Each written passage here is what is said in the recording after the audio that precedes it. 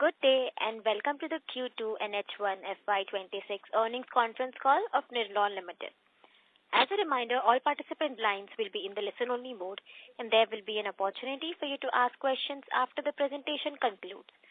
Should you need assistance during the conference call, please signal an operator by pressing star then 0 on your touchtone phone. I now hand the conference over to Ms. Hina Khatri from Valorum Advisors. Thank you and over to you, ma'am. Thank you. Good morning, everyone. My name is Hina Khatri from Valorum Advisors. We represent investor relations for Nirlon Limited. On behalf of the company, I would like to thank you all for participating in the company's earnings call for the second quarter and first half of the financial year 2026. Before we begin, let me mention a short cautionary statement. Some of the statements made in today's earnings call may be forward-looking in nature. Such forward-looking statements are subject to risk and uncertainties, which could cause actual results to differ from those anticipated. Such statements are based on management's belief as well as assumptions made by information currently available to the management. Audiences are cautioned not to place any undue reliance on these forward-looking statements in making any investment decisions. The purpose of today's earnings call is purely to educate and bring awareness about the company's fundamental business and financial quarter under review.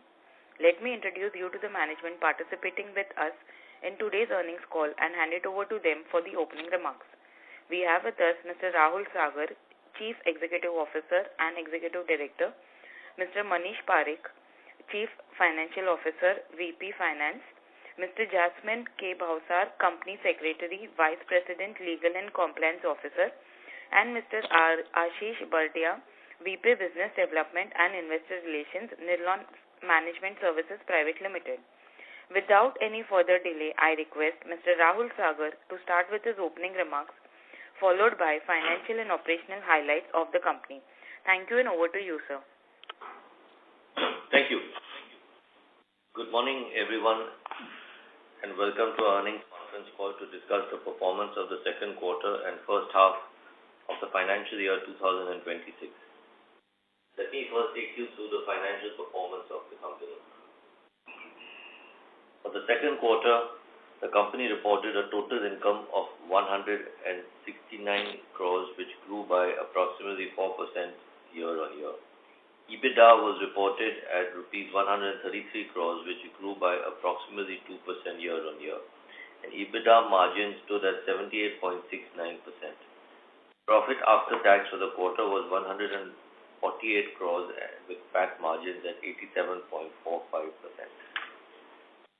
For the first half of the financial year 2026, the company reported a total income of rupees 336 crores, which grew by around 5% year-on-year. The EBITDA was reported at rupees 265 crores, representing 5% growth year-on-year. EBITDA margins were about 78.83%. Profit after tax for the first half stood at around rupees 206 crores and PAT margin stood at 61.36%. The growth in PAT for the quarter and the first half is not comparable to earlier periods as the company has decided to move to new tax regime for FY26 and Q2 FY26 from Q2 FY26 onwards. Accordingly, tax expense for Q2 FY26 and the 6-month period ended September 30th, 2025 is based on the new concessional tax rate. The company has also remeasured opening deferred tax liability and reversed rupees 69.5 crores in the current quarter. On the operational front, the average occupancy rate for the company as a whole, comprising NKP and Nirlon House, stood at 98.6% for the quarter. As of 30th September 2025, approximately 20,000 square feet area was vacant at NKP and Nirlon House combined. During the quarter, approximately 260,000 square feet has been licensed and taken up by Deutsche Bank, Barclays, MUFG City, and EY. Additionally, the final dividend of rupees 11,110% per share for FY25 was paid as approved by the shareholders in the AGM. Lastly, before we move on to the Q&A session, we would also like to pleasantly inform you that there has been no further update regarding any restructuring plan. Hence, we would appreciate it if the focus of the questions on this conference call are about the operations and the financials of a quarter under review. We assure you that as and when any definitive decision is taken on these matters, we will inform our shareholders. With this, we conclude our opening remarks and open the floor to questions. Thank you. Thank you. Thank you very much. We will now begin with the question and answer session. Anyone who wishes to ask a question may press star and 1 on their touchtone telephone. If you wish to remove yourself from the question queue, you may press star and 2. Participants are requested to use handsets while asking a question. Ladies and gentlemen, we will wait for a moment while the question queue assembles. The first question is from the line of Rehan Syed from Trinetra Asset Managers. Please go ahead. Good morning to your team and thank you for giving me the opportunity. So my first question is on the side of license side. So you have mentioned that you have licensed 260,000 square feet in quarter 2. So could you help us understand how the achieved rentals on this new deals compared with the average rentals of your existing portfolio? And by continuing this question, so for the remaining 20,000 square feet vacant area, so what are the expected timelines for full occupancy, and are we seeing any changes in the tenant performance in compared to larger floors versus smaller? Okay. Hi. So thank you for the question. So essentially the 260,000 square feet that was licensed is really some of the space that was vacated by Morgan Stanley, and this has been licensed at fairly competitive rates to existing occupiers as well as essentially to existing occupiers. We also want to add that the gap, the actual we also want to add that the actual gap in the time period between Morgan Stanley vacating and the new licensees coming in has been not very substantial as well.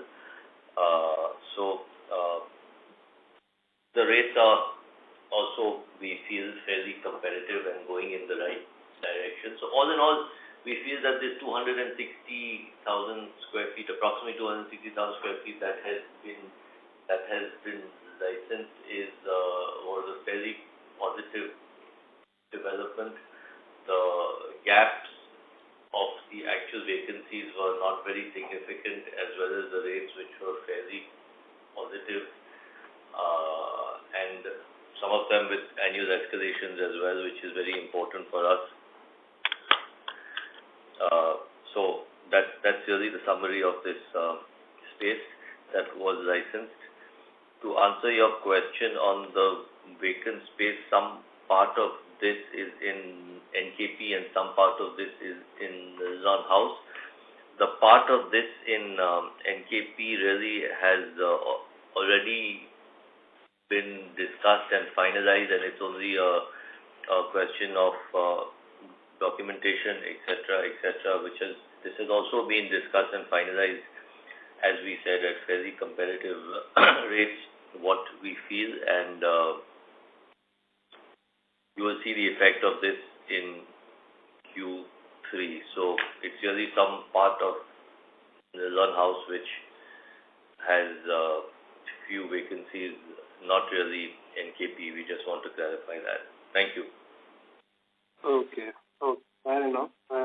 The second question is on I just wanted an understanding view of the Goregaon micro market. So based on the current market rentals in Goregaon micro market, so what is the management's internal view on the rental upside potential during the larger renewal cycle come maybe in FY27, FY28 going forward?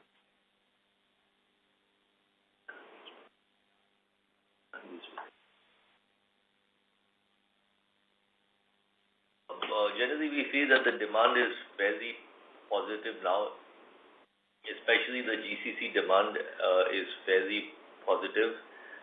As you know, our vacancies are very, very low and very marginal, so we do feel that there should be consistent demand in 25, 26, 26, 27, etc. But to the extent we will only really be able to get into the details of this issue if we have significant vacancies. If we don't have significant vacancies, which is the situation now, and we are contracted with these existing licenses for the next 5 years, etc., then it's not so significant for us, the micro market demand at this point, because of our existing situation with practically plus minus 1% or 0% vacancies. We do want to say that all contracted escalations, some of which now are annual, which is very, very important, are happening, and essentially, as per the licenses are happening as per the commercial terms and conditions contracted. So nothing very significant to say on that front as well, due to the very high levels of occupancy. Thank you. Okay. Fair enough. I'll jump in the queue. Thank you. Thank you. A reminder to all participants, you may press star and 1 to ask a question. The next question is from the line of Mohit, an individual investor. Please go ahead. Hello, sir. Good morning. I hope my voice is audible. Yes, we can hear you. Yeah. So just a few questions on the vacant space, actually. Just wanted to know how much vacant space available as of today in the company, and what is the expected timelines, with ongoing discussion with clients, so this vacant space will be Yeah, so we can really say, frankly, that in NKP there's no real vacant space at all, because some part of the 20,000, approximately 10,000 square feet of the 20,000 is already under discussion, has been discussed, etc., etc. And also in Nirlon House, a large part of the existing 9,000 or 10,000 vacant space that has been mentioned, some part of that, a significant part of that is in the basement as well. So really, there's nothing much to say in terms of the timelines as far as NKP or Nirlon House is concerned. As I said, NKP, this final 10,000 square feet is part of a larger transaction, and it should be concluded. The documentation should be concluded very, very shortly. So no real vacancy as such at all. Okay. Just one follow-up question. Like, historically, what has been the retention rate at NKP, and how quickly the vacant space, typically get released? So when you mean retention, you mean the occupancy. Yeah. So essentially, from inception, we can say that only 2 large licensees are left. One was purely for commercial reasons. One which was there in phase 1 for 9 to 10 years was purely for commercial reasons, and the other one was unfortunately because of lack of space in NKP for growth. So there are only 2 cases of licensees having left, and retention is fairly positive, as we know. Okay. Just one last question. Yeah, sure. Go ahead. Just one last question on the, concentration risk only. Just as you said, in the NKP, we have only 2 clients leaving us because of some expansion issues. So just wanted to know, how does the company plan to reduce this tenant risk and attract more diversified tenant base going forward? Well, I mean, if you look at the profile of the licensees now in NKP, the profile is fairly positive. The balance sheets are fairly strong. So we don't really want to get into situations where we need to diversify the user profile for the sake of it. If we feel we have strong balance sheets for the majority or all of the licensees, and we don't really want to change that for the sake of changing purely for diversification. The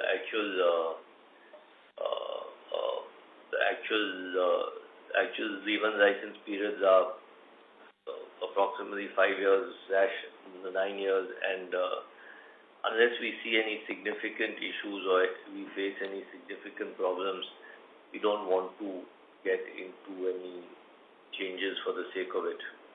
So yes, thank you. Okay. Thank you so much, sir. I'll join up in the call. Thank you. Thank you. Thank you. The next question is from the line of Satinder Singh from Eon Infotech Limited. Please go ahead. Good morning, and thanks for the opportunity. Hi. Congratulations for great operating excellence, as always.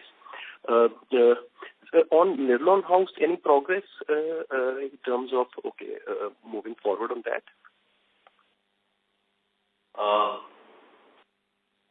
Well, nothing that we can say very significantly. When we do have something, of course, we will keep you informed at the earliest.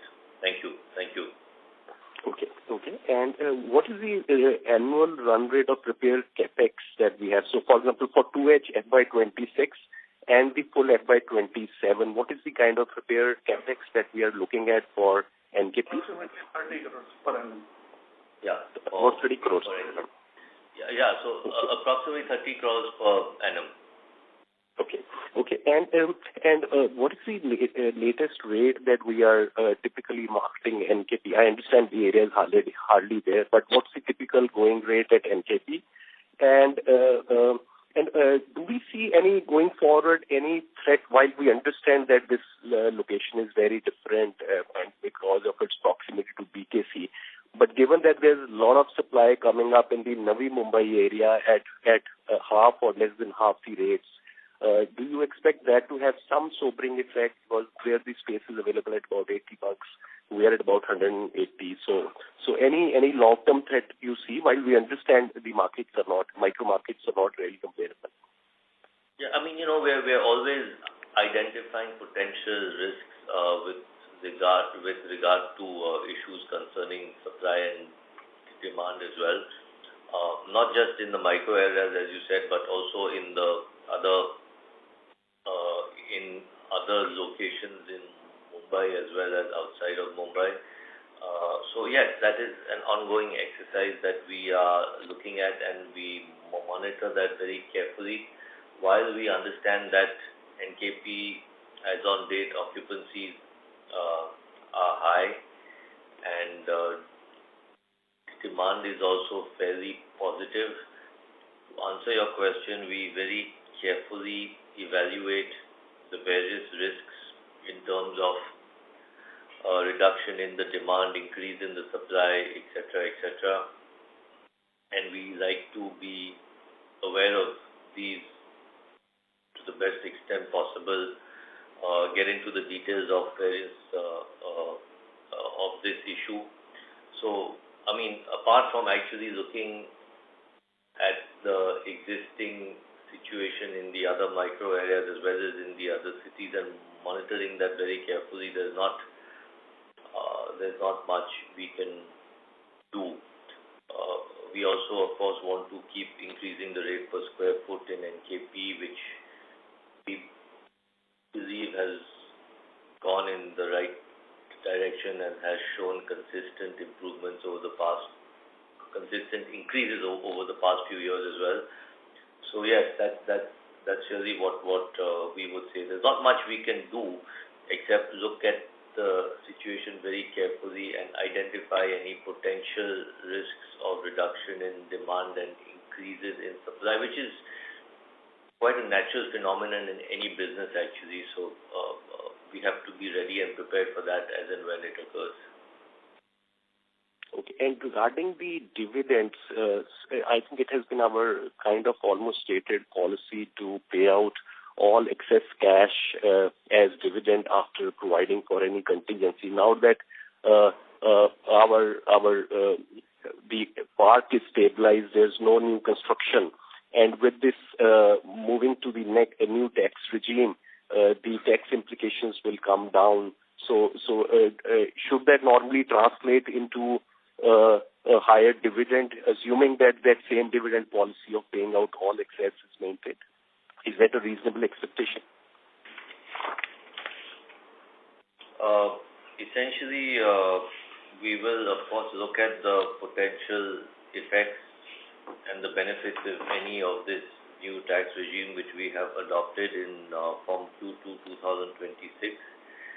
And without doubt, the company will endeavor to maximize its distribution to shareholders using a surplus cash flow after providing prudently for contingency. So yes, we will look at very carefully the effects of this change in the moving to the new tax regime, and really, as always, we would like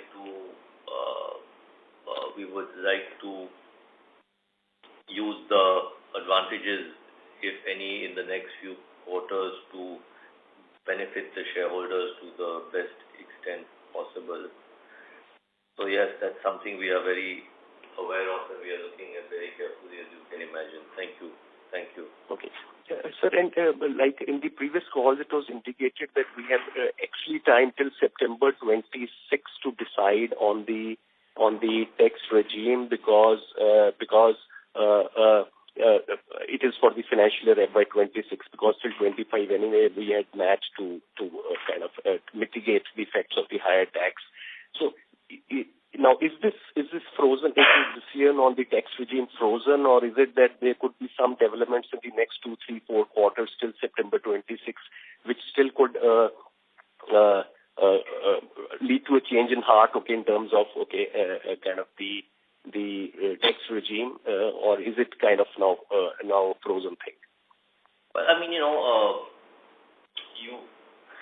for the year 25-26, we have to file the return in September 26, for which we have to start finalizing in approximately May 2026. So, of course, theoretically and practically as well, a company has the option to change or go back up till the time that the returns are actually filed. So, I guess that this option is always open for all companies as well as our company. So yes, theoretically and practically that option does exist. We felt that at this point in time it was prudent to move to the new tax regime, and we will of course be monitoring various developments very carefully. But to answer your question, all companies do have that option up till the time that the tax returns for 25-26 are actually filed. Okay. Thank you. I will come back in the queue for some more questions. Thank you very much. Thank you. Thank you. A reminder to all participants, you may press star and 1 to ask a question. The next question is from the line of Tushar, an individual investor. Please go ahead. Hello. Hi. Good morning, sir. Am I audible? Yes. So my questions are on the line of the capex or the upgrade plans which are going to be in place to enhance buildings, amenities, and also the sustainability features. So are there any plans in the NKP as well as Nirlon House to do any?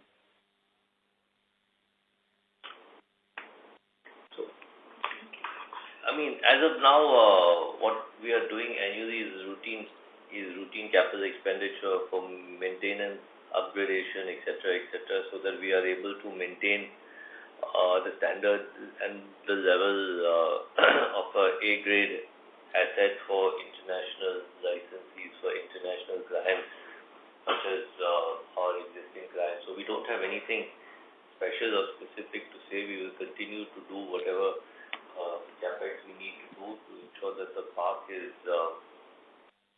continues to run at a level which is to our satisfaction as well as to the satisfaction of the licensees. Okay, sir. And the other question that I had is on the the concentration risk that JP Morgan has.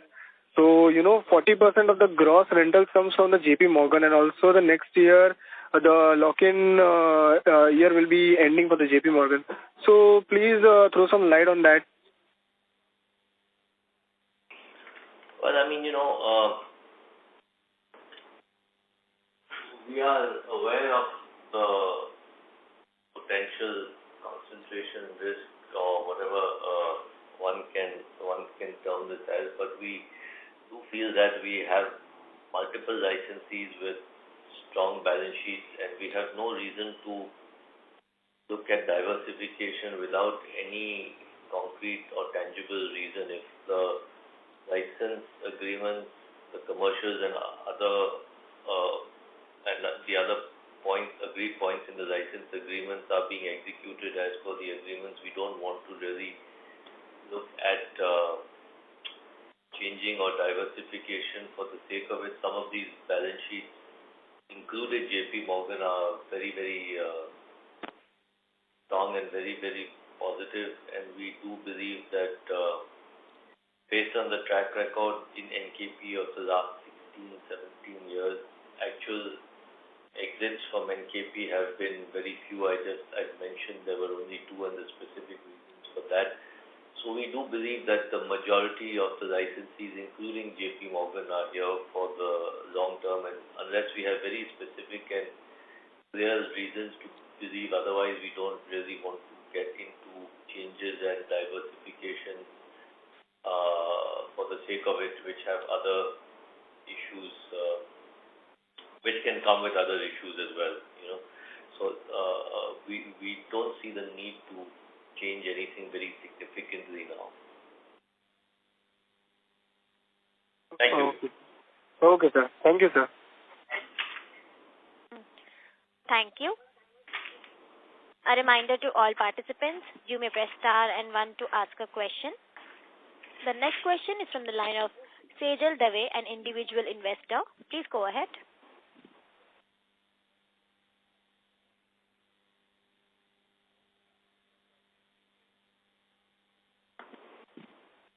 Ms. Dave, are you there?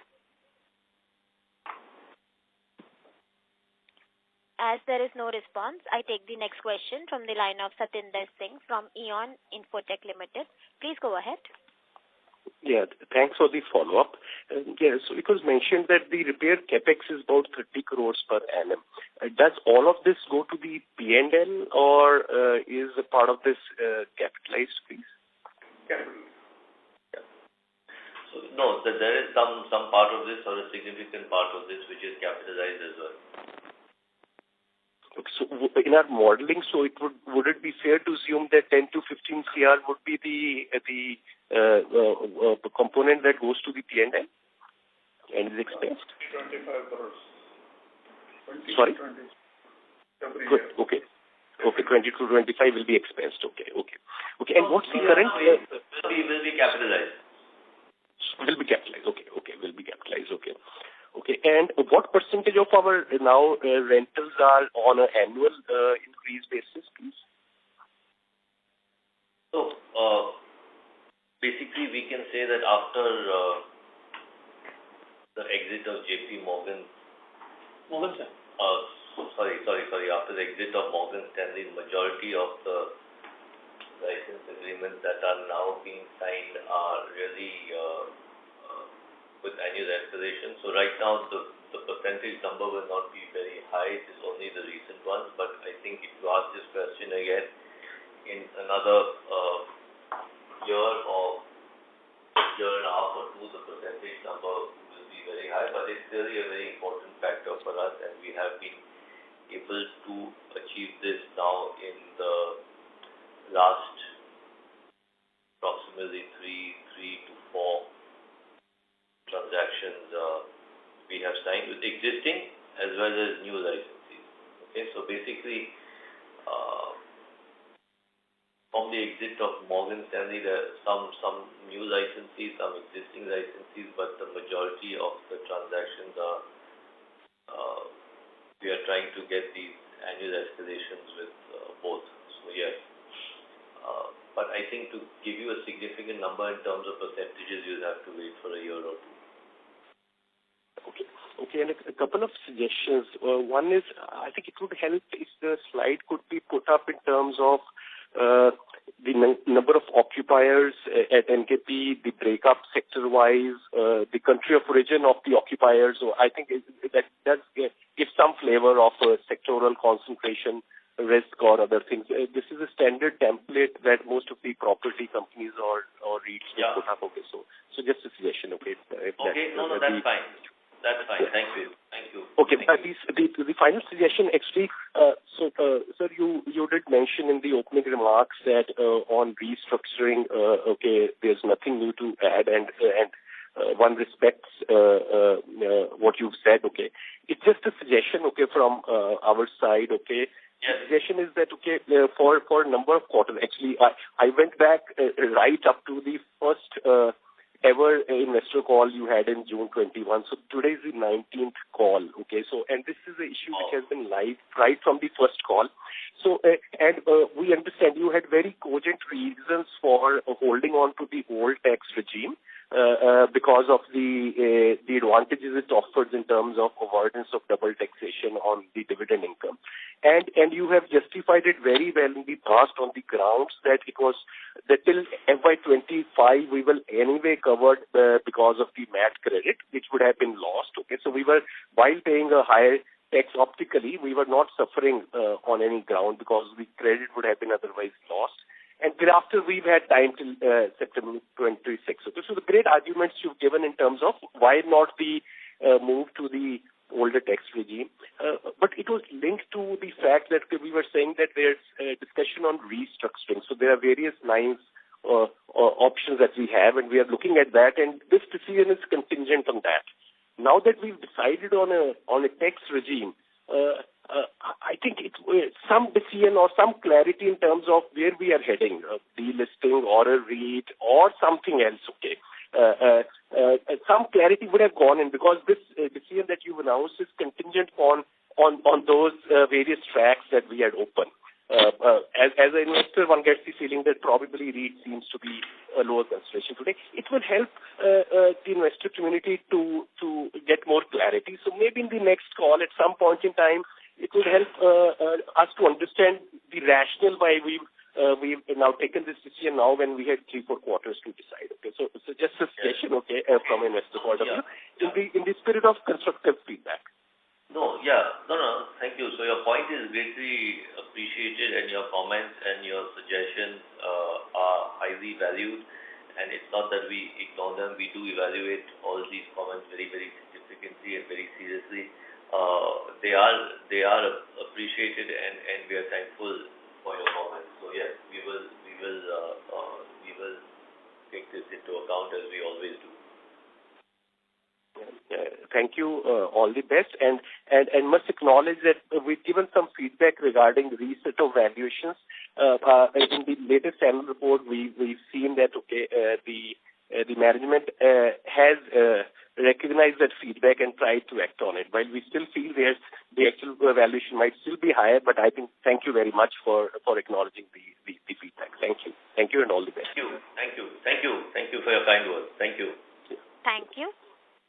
The next question is from the line of Laksh Jain, an individual investor.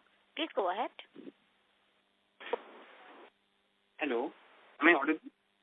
Yes. Yes, sir. We had a 26 crore cash outflow from investing activities. Does this refer to the maintenance cost, sir?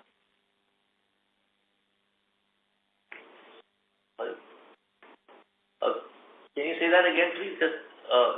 We had a cash outflow of 26 crores, sir, for the first half of this year. Is it the maintenance cost, sir? CapEx. Hello. Okay.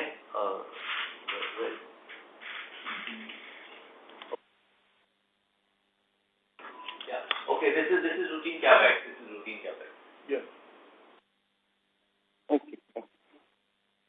Okay. And this figure you have mentioned that it will be approximately 30 crores on a consistent level. Yes, please. Okay. That was my first question, sir. And my next question, sir. What is the status of Nirlon House, sir? How is the negotiation going with the various tenants out there? So, when we have anything significant to say, we will definitely let you know. But as you know, Nirlon House there are 12 owners, and it's a little bit not so straightforward and easy with 12 owners. Right now, the building is we have licensed practically all of our area, and yes, once we have anything significant to say, we will tell you. But you must also keep in mind that there are 12 different owners. Right now, the building is significantly licensed. The area belonging to NL, and when we do have anything significant to say, of course, we will let you know immediately as soon as we need to. Thank you. Okay. No problem. My next question, sir. Sir, we have cash of approximately 300 crores in the first 6 months of this year. So, sir, is this going to be the new normal going forward with generation of 300 crores every half? Or is there any one time to it? Sorry, we couldn't hear you well. Can you please repeat your question? So we have cash of 300 crore in our balance sheet as of the first half. So is it going to be the new normal, sir, or is there any one time here?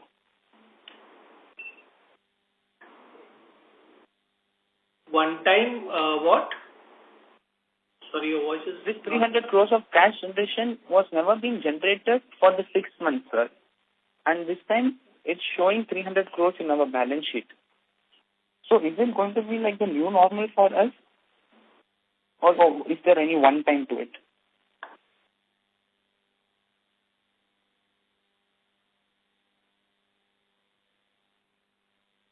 So this is as of so the dividend that was paid has been after this. So out of this, dividend payment has gone out. So after this, we will be left with approximately 200 crores.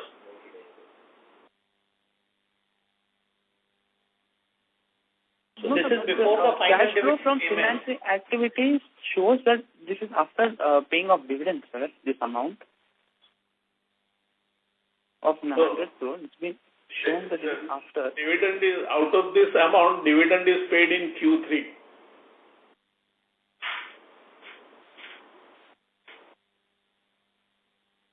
Okay. But in financing, it is showing 99 crore of outflow already, sir. Dividend paid.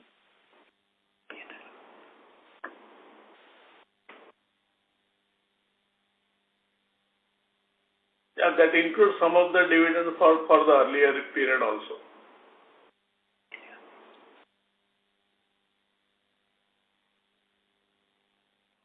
Okay. Okay. I didn't get clarity on this question, sir. Because 199 crore cash and cash equivalents and the bank balance is 97 crores, that's approximately 290 odd crores. And how much of this was dividend of last year? We can't give any... Just give us 1 second. Yes, sir. Yes, I'll be. Yeah. Just give 1 second.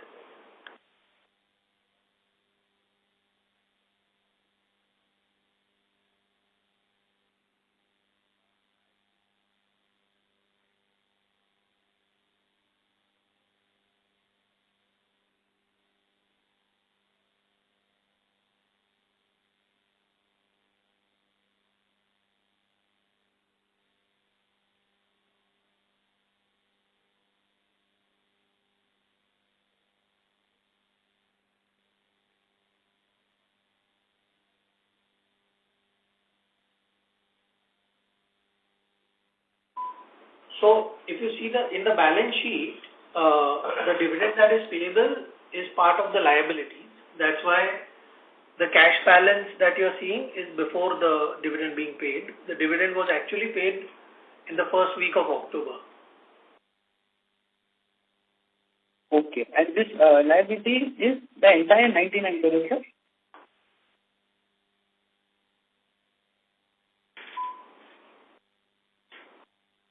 Sorry, come again? This amount which is not been deducted from the cash and bank for the purpose of dividend, how much is that amount, sir? Is it the entire 99 crores which is to be paid as dividend? Yes. Okay.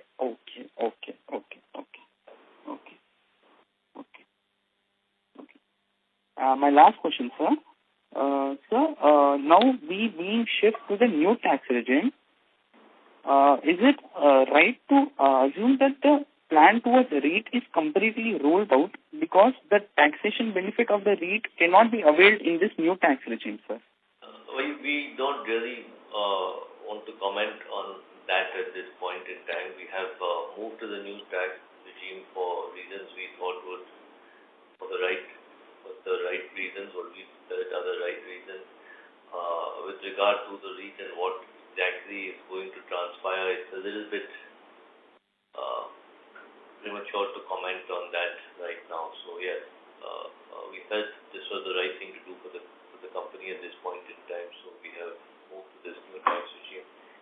And as we have said in the past, once there is anything to say significantly, we will, of course, we are going to tell you. We don't want to say whether a move to REIT will be ruled out or not ruled out. It's a little bit premature or not really appropriate to comment on that at this point in time. Okay. One more, my last question, sir. Sir, now we will be generating approximately 150 crores or more cash in the second half. So it will be like more cash coming in now with lower tax rate. What will be the sustainable dividend, sir, going forward? Well, we don't want to comment on what the sustainable dividend will be. As we have said, we felt it was appropriate at this point in time to transition from the old tax regime to the new tax regime, and we hope that, as we said earlier in the call, we hope that this transition will benefit the company as well as the shareholders as well. So we just have to take a look and see what best we can do from this transition. Thank you. Okay. Thank you, sir. These are my only questions. Thank you, sir. Thank you, sir. Thank you. As there are no further questions from the participants, I now hand the conference over to Mr. Rahul Sagar from Nirlon Limited for closing comments. Yeah, thank you. Thank you for participating in this earnings call. I hope we were able to answer your questions satisfactorily and at the same time offer insights into our business. If you have any further questions or would like to know more about the company, please reach out to our investor relations managers at Valorum Advisors. Thank you very much, everybody, once again. Thank you. On behalf of Nirlon Limited, that concludes this conference. Thank you for joining us, and you may now disconnect your lines. Thank you. If you found this video helpful, please like, share and subscribe to Concall India for latest upcoming Concall.